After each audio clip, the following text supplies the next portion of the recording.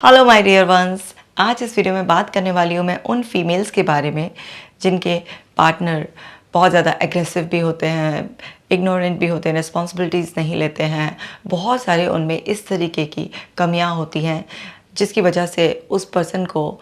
साथ में एडजस्ट करना बहुत मुश्किल हो जाता है। लेकिन फिर भी वो फीमेल्स रोती रहेंगी, सहती रहेंगी, उसे नॉर्मल मानकर बस ऐसे ही अपनी ज़िंदगी गाड़ी को आगे खींचती रहेंगी। आखिर वो ऐसा क्यों करती हैं? क्या हुआ होता है उनके साथ, उनके बचपन में, पास्ट में, जिसकी वजह से वो बार बार पता होते हुए भी कि वो एक रॉन्ग पर्सन के साथ है, लेकिन उसी के साथ अपनी ज़िंदगी को ड्रैग करे जा रही होती हैं। तो इस वीडियो में हम बहुत अच्छी तरीके से समझेंगे उन रीज़न्स के बारे में। हम इस वीडियो को शुरू करें उससे पहले आप ऐप को डाउनलोड कर लीजिए ताकि आप डेली ब्रीदिंग एक्सरसाइज करें, मेडिटेशन करें और आप बहुत ही अच्छा फील करें। तो चलिए फिर अब सीखते हैं। एक रीज़न होता है lack of positive male role models. किसी भी फीमेल की लाइफ में सबसे पहला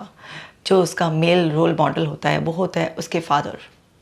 अगर किसी भी लड़की ने बचपन में अपने घर में अपने फादर को इस तरीके से देखा है कि वो किसी भी तरीके की घर की कोई रिस्पॉन्सिबिलिटी नहीं लेते थे, या किसी भी तरीके से वो बच्चों में या अपनी वाइफ में इन्वॉल्व नहीं होते थे, टाइम नहीं देते थे, तो कई बार ना फीमेल्स का इस तरीके का माइंडसेट बन जाता है कि ये बहुत नॉर्मल है कि मेल तो बस बाहर का काम करने के लिए हैं और बाहर जाते हैं, कमा कर लाते हैं, बस उनका रोल इतना ही है कि घर के कामों में इन्वॉल्व होना या फिर टाइम देना बच्चों को, वाइफ को। ये कोई ऐसी बात नहीं है। मतलब ये मेल्स का एक्चुअली काम नहीं है। मेल्स का काम सिर्फ यही है कि बाहर जाओ और अर्न करो। क्योंकि कोई भी बच्चा अपने बचपन में जैसे भी अपने पेरेंट्स को या फिर उसके जो क्लोज़ फैमिली मेम्बर्स होते हैं उनको बिहेव करते हुए देखता है, उससे धीरे धीरे उसके बिलीव बनने शुरू हो जाते हैं। उसकी लर्निंग हमेशा चालू रहती है। कोई सिखाता नहीं है हर चीज़ें बैठाकर, लेकिन वो सीखते चले जाते हैं। अनकॉन्शियस एक लर्निंग होती चली जाती है। तो जब भी जो मेल फिगर है उनका रोल कोई बहुत ज़्यादा अच्छा ना रहा हो, मान लीजिए अगर उस लड़की ने देखा कि उसकी मदर की तबीयत भी ख़राब है लेकिन तब भी उसके फादर उनकी टेक केयर अच्छी तरीके से नहीं कर रहे हैं, वो अभी भी बिज़ी हैं, तो उसका ये बिलीफ बनता चला जाएगा कि ये नॉर्मल है। अब वो बड़ी हो गई है, उसकी लाइफ में भी कोई ऐसा पर्सन आ गया है जो इस तरीके से उसके साथ बार बार व्यवहार कर रहा है जब भी उसको ज़रूरत होती है, लेकिन वो अवेलेबल नहीं होता। अब वो फील तो करती है साथ का, वो चाहती तो है कि ये मेरा साथ दे, मेरा हाथ बटाए, या मेरी तबीयत ख़राब है मेरे साथ रहे, मुझसे कुछ पूछे, लेकिन उसके अंदर की लर्निंग उसे बोलती है तो नॉर्मल है। आदमियों के पास इनकी फुर्सत कहाँ होती है? कोई ऐसी बात नहीं है, तुम कहोगी तो लड़ाई झगड़ा हो जाएगा, और वो अपनी इच्छाओं को दबाती रहती हैं, सप्रेस करती रहती हैं, क्योंकि आसपास देखती हैं ऐसे बहुत सारे सपोर्टिव मेल्स हैं, लेकिन क्योंकि उनकी कंडीशनिंग इस तरीके से हुई भी होती है तो उनके अंदर का सिस्टम उनको ये बोलता है ये नॉर्मल है, और रेफरेंस भी देता है, स्ट्रॉन्ग रेफरेंस, कि देखो तुम्हारे पापा ने या कोई भाई या जो भी बड़ी मेल फिगर रही हो उनके उसमें, तो वो रेफरेंस भी वहाँ से देता रहता है कि ये नॉर्मल है, और वो उसे सप्रेस करती रहती है और अंदर अंदर वो स्ट्रेस का शिकार होती रहती हैं। फिर वही स्ट्रेस उनकी एंग्जाइटी में, उनके वेट गेन करने में, उनको कभी थायराइड, ब्लड प्रेशर, बहुत सारी ऐसी प्रॉब्लम्स होती हैं जो फीमेल्स में बहुत ज़्यादा पाई जाती हैं, और वो इमोशनल सप्रेशन की वजह से पाई जाती हैं। तो एक रीज़न ये है। और है डिसफंक्शनल फैमिली डायनामिक्स। अगर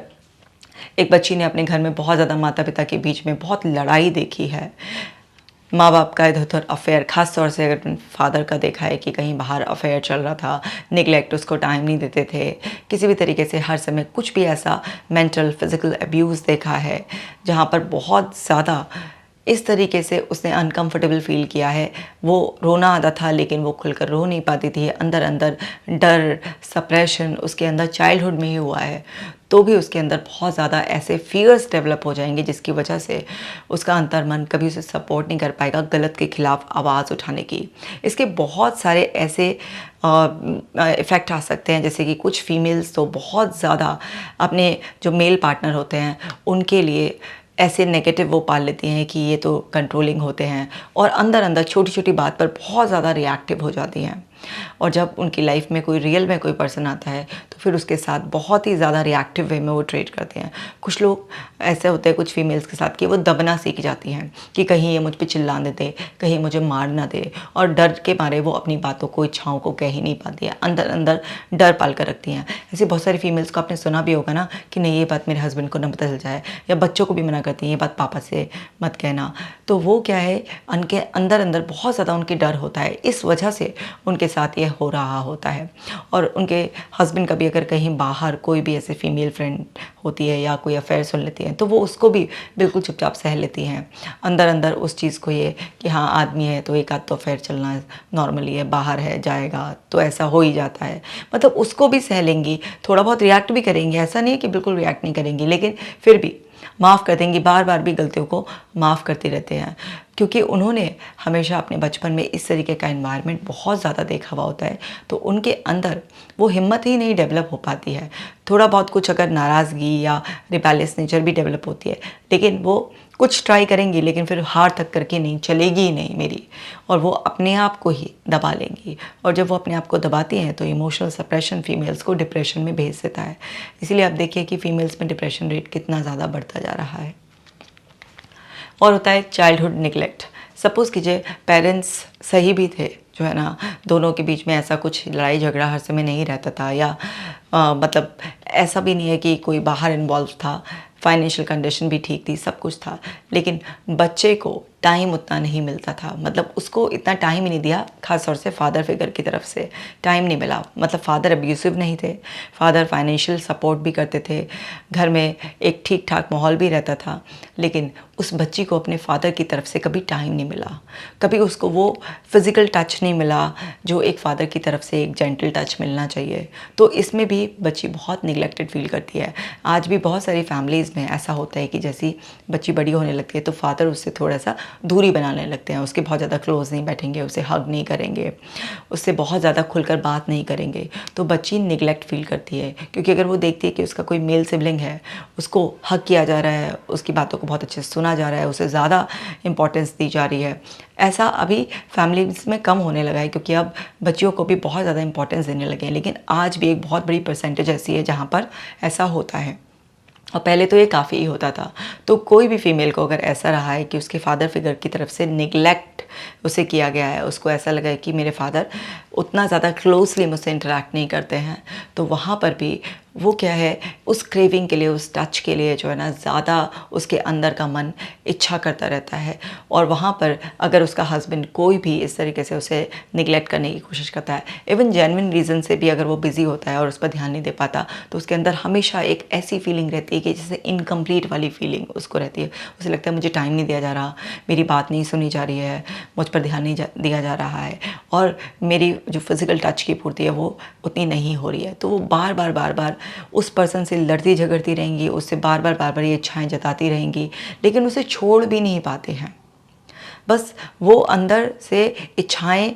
मतलब पैदा होती हैं, उसके लिए लड़ाई झगड़े का रोना धोना ये सब चलता रहता है, लेकिन उनके लिए आसान भी नहीं होता किसी भी पर्सन को छोड़ना, क्योंकि वो इमोशनली इतना डिप्राइव्ड होते हैं, इतना हर्ट होते हैं, उनकी इमोशनल क्रेविंग इतनी ज़्यादा होती है, इतने इमोशनल डिलेमा में रहती हैं कि कोई बहुत ज़्यादा कॉन्फिडेंट डिसीजन आसानी से नहीं ले पाती, कंफ्यूज रहती हैं, सेल्फ गिल्ट में चली जाती हैं कि कहीं मैं ही कुछ ज़्यादा डिमांड तो नहीं कर रही हूँ, क्योंकि उनको समझ में ही नहीं आता, क्योंकि उनको सॉलिड पेरेंटिंग नहीं मिली होती है।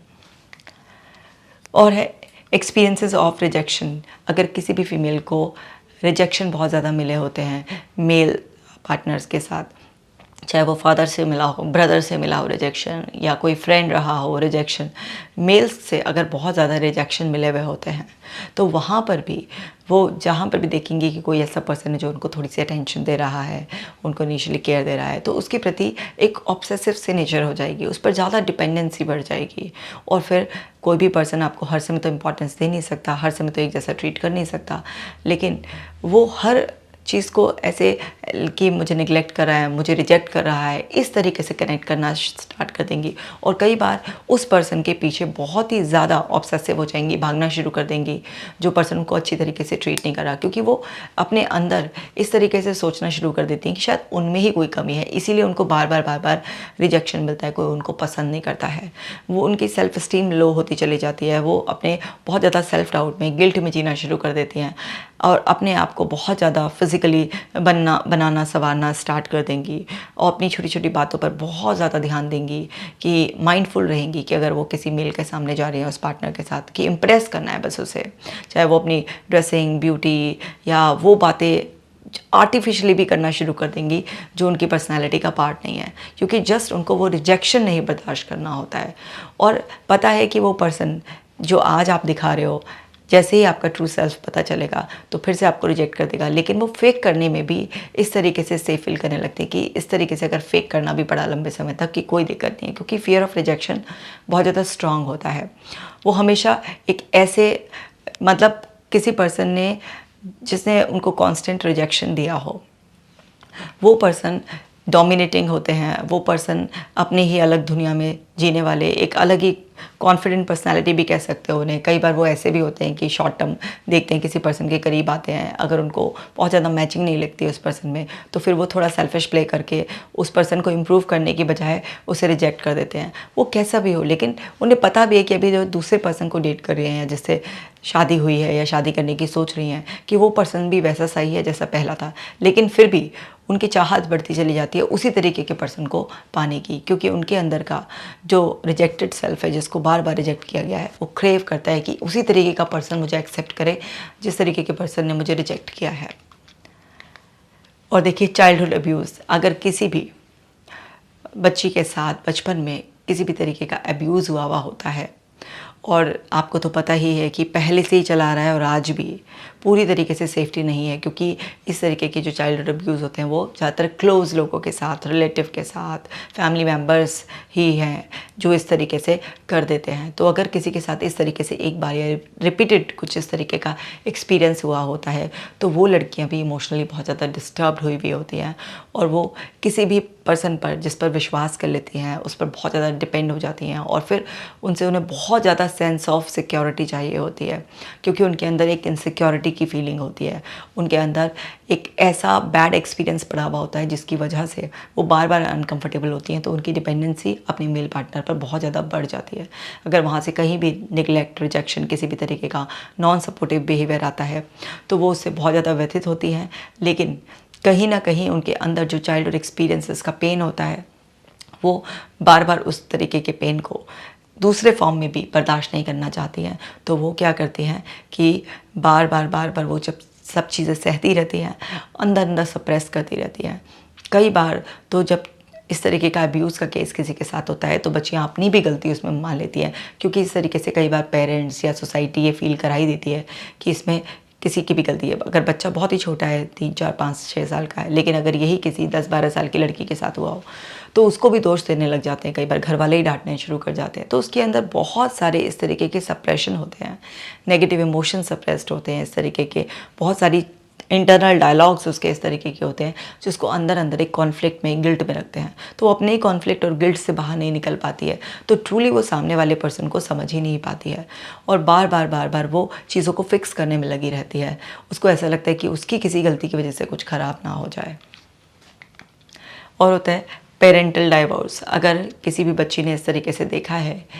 कि उसके पेरेंट्स का डाइवोर्स हो गया है तो वहाँ पर भी मेल फिगर के लिए, अगर वो बच्ची खास तौर से मदर के साथ रहती है अपनी, तो उसका क्या है, एक माइंडसेट बन जाता है मेल्स के प्रति, एक नेगेटिव नज़रिया बन जाता है। तो उसकी शादी में उसको बाद में बहुत ज़्यादा प्रॉब्लम आती है। उसको इनसिक्योरिटी भी डेवलप हो सकती है कि उसका खुद का डाइवोर्स ना हो जाए। तो वो बहुत सारी चीज़ों को सप्रेस करती है, बहुत सारी चीज़ों को अवॉइड करती है जो गलत हो रही होती है उनको भी, सिर्फ इसलिए कि उसका डाइवोर्स ना हो जाए, क्योंकि उसने अपने बचपन में देखा कि उसने कितना सफ़र किया कि जब उसके पेरेंट्स का डाइवोर्स हो गया, कि सिंगल अगर पेरेंटिंग होती है तो कितनी टफ होती है, कैसे इमोशनली डिप्राइव्ड फील किया जाता है। तो उस डर की वजह से वो कई बार बहुत सारी ऐसी चीज़ें सहना शुरू कर देती है जो जेन्युइन नहीं होती हैं, उसको अंदर से तकलीफ दे रही होती हैं, लेकिन डाइवोर्स का फियर बहुत होता है। और कई बार ऐसा भी होता है कि झगड़ा बहुत ज़्यादा बढ़ जाता है और बार बार वो जो उसके फादर फिगर की जो कंडीशनिंग जो होती है, जो मेमोरीज होती है, वो उसको बहुत ज़्यादा तंग करती है। तो अपने हस्बैंड की छोटी छोटी बातों पर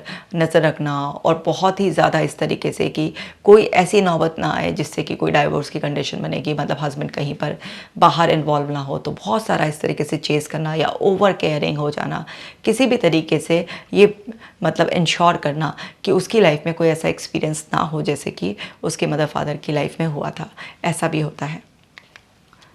फाइनेंशियल इनस्टेबिलिटी, अगर किसी भी लड़की ने अपने बचपन में अपनी फैमिली में फाइनेंशियल इनस्टेबिलिटी बहुत ज़्यादा देखी है, तो उसकी वजह से भी वो फाइनेंशियल क्रंचेस जो भी देखे हैं, उसकी वजह से फाइनेंस को लेकर वो बहुत ज़्यादा प्रोटेक्टिव हो जाती है। छोटी छोटी बातों पर हस्बैंड से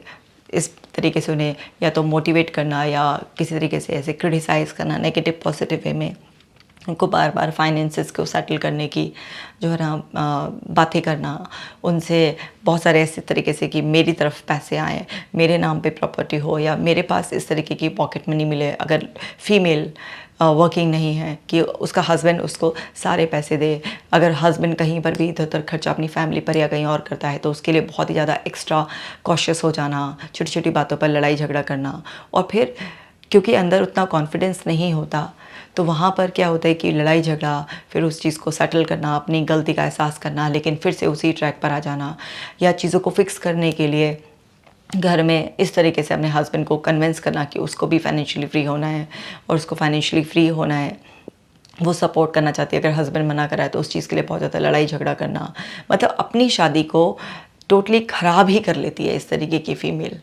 बहुत ही कम ऐसे चांसेस आते हैं जिसमें कि अगर फीमेल की जो पेरेंटिंग के टाइम पर जो बचपन में उसके जो एक्सपीरियंसेस हैं वो बहुत ज़्यादा अच्छे ना रहे हों, तो वो बहुत ज़्यादा समझदारी से चले। ऐसा होता है क्योंकि हर इंसान की अपनी अपनी इंटरप्रिटेशन भी होती है, चाहे वो बच्चा हो, बड़ा हो या बूढ़ा हो, सबकी एक सिचुएशन की अपनी इंटरप्रिटेशन भी होती है। बट मोस्टली जो लोग होते हैं वो जिस तरीके के उनके अंदर एक्सपीरियंसेस गए हुए होते हैं, जिस तरीके की उनकी डायरेक्ट इनडायरेक्ट लर्निंग होती है, उसी से ही चलते हैं। क्योंकि बहुत ही कम लोग इस तरीके से समझ सकते हैं कि जो सिचुएशन जैसी हुई, जिस पर्सन ने जैसा बिहेव किया, उसके अलावा भी उससे अलग दिशा में भी चला जा सकता है। तो अगर किसी ने भी बहुत रेगुलर फाइनेंशियल इनस्टेबिलिटी देखी हो शुरुआत से, फिर बड़े होने के टाइम पर भी बहुत सारे इस तरीके से फाइनेंशियल इश्यूज़ देखे हों, शादी के बाद भी एक ऐसे स्ट्रगलिंग पीरियड में रहे हों,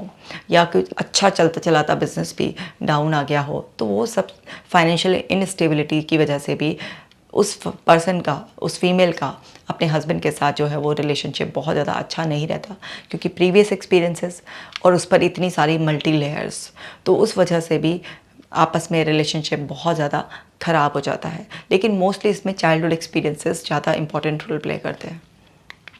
और देखिए, बुलिंग और पीयर रिजेक्शन, अगर किसी को भी स्कूल में बुली किया गया हो बहुत ज़्यादा, या उसके पीयर्स ने उसको रिजेक्ट किया हो, तो इस तरीके की फीमेल्स भी जिनके बचपन में इस तरीके से होता है, तो उनकी भी किसी एक पर्सन पर डिपेंडेंसी बहुत ज़्यादा बढ़ जाती है। अब उस पर्सन पे बहुत ज़्यादा डिपेंडेंसी इसलिए बढ़ जाती है क्योंकि उनके और बहुत ज़्यादा फ्रेंड्स नहीं होते, ऐसे उनके सर्कल में लोग नहीं होते जो उनको इम्पॉर्टेंट मानते हैं। अब ऐसे में कोई पर्सन है उनकी लाइफ में आया है, चाहे वो अरेंज मैरिज से या लव मैरिज के थ्रू, अब कोई भी एक पर्सन है उस पर अगर आप ज़रूरत से ज़्यादा डिपेंड हो जाओगे तो फिर उसको भी घुटन महसूस होने लगेगी। लेकिन क्योंकि वहाँ पे पहले एक्सेप्टेंस मिली इनको, और अब अगर वो पर्सन जेन्युइनली भी थोड़ा सा डिस्टेंस चाहता है, जो कि बहुत ज़रूरी है, उसके बिना लाइफ चलेगी नहीं, लेकिन इनको वही होता है कि मुझे यहाँ पर फिर से रिजेक्शन मिल रहा है, जबकि वो रिजेक्शन होता नहीं है।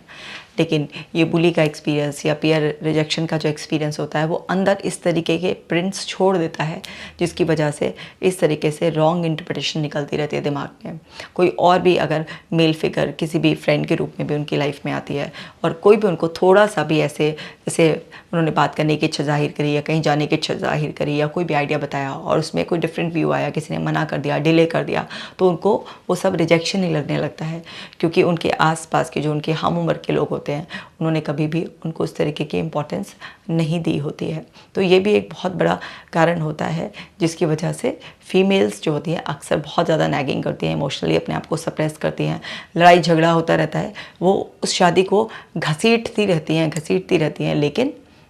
उसको ना तो तोड़ने का फ़ैसला ले पाती, क्योंकि उनको भी कहीं ना कहीं पता होता है कि प्रॉब्लम उनके अंदर है, उनके अंदर से ऐसा जो फीलिंग आ रही है वो दूसरों के अंदर से नहीं आती है फीलिंग। तो वो क्या है, लड़ाई झगड़ा भी करती रहेंगी उस पर्सन के साथ, वहाँ पर उस शादी में भी आगे आगे सेटल होती रहेंगी। अगर वो बॉयफ्रेंड भी है तो उसको भी छोड़ नहीं पाएंगी, बार बार लड़ाई झगड़ा होगा, सोचेंगी अब बात नहीं करूँगी, लेकिन फिर सॉरी कह के फिर कुछ करके फिर वापस से वही रीयूनियन कर लेना, और इस तरीके से परेशान ही रहती हैं। और अगर सपोज़ कीजिए आपके हस्बैंड का भी या आपके बॉयफ्रेंड का भी कुछ इस तरीके से चाइल्डहुड एक्सपीरियंसेस रहे हो, उसके भी चाइल्डहुड में कुछ बहुत अच्छा ना रहा हो, तो यहाँ पर और ज़्यादा लड़ाई झगड़ा बढ़ जाता है, क्योंकि आपके खुद के एक्सपीरियंसेस भी, उसके खुद के एक्सपीरियंसेस भी है, और आप दोनों एक दूसरे को समझने की बजाय लड़ाई झगड़ा और ज़्यादा होने लगता है, मिसअंडरस्टैंडिंग बढ़ने लगती है, रिश्ता बिल्कुल ख़राब होने लगता है। एक्चुअली होता क्या है कि अगर कोई भी एक पार्टनर की लाइफ में इस तरीके के प्रीवियस एक्सपीरियंसेस हुए हैं, उसकी वजह से आज उसकी ऐसी हालत है, लेकिन ये बात समझते कितने लोग हैं? बहुत ही कम लोग समझते हैं। कोई भी इस तरीके से आसानी से नहीं समझता कि मेरी वाइफ इस तरीके से बिहेव कर रही है तो उसके ज़रूर चाइल्डहुड एक्सपीरियंसेस इस तरीके के रहे होंगे, इसलिए वो कर रही है और मुझे हेल्प करनी चाहिए उसका माइंड रीफ्रेम करने में। लेकिन ये बहुत ही रेयर किसी के साथ ऐसा होता है कि इतना अंडरस्टैंडिंग पार्टनर मिल जाए। मोस्टली लोगों की रिलेशनशिप ख़राब हो जाती है, बहुत ज़्यादा स्ट्रेस उनके रिलेशनशिप में रहता है, बहुत ज़्यादा इश्यूज़ इस तरीके के आते हैं। तो ये कुछ रीज़न्स होते हैं जिसकी वजह से वो फीमेल्स जो होती हैं इस तरीके के बार बार एक्सपीरियंस करती हैं और उनकी शादी भी बहुत ज़्यादा अच्छी चल नहीं पाती है। सो उम्मीद करती हूँ आप अच्छी तरीके से समझ गए हैं, और अगर इनमें से कोई भी आपका चाइल्डहुड एक्सपीरियंस इस तरीके से रहा है तो समझिए उसे कि उस वजह से ये प्रॉब्लम आ रही है आपकी लाइफ में। चाइल्डहुड एक्सपीरियंसेस को माइंड में रीप्रोग्रामिंग से आप ठीक कर सकते हैं। जो पुराने इमोशंस आपने सप्रेस कर रखे हैं उन्हें रिलीज़ किए जा सकते हैं, और आप अपना माइंडसेट चेंज कर कर अपने आप को खुश रख सकते हैं और अपने परिवार को भी खुशहाल तरीके से चला सकते हैं। ये वीडियो सबके साथ शेयर कीजिएगा। मैं मिलूँगी आपसे नेक्स्ट वीडियो में।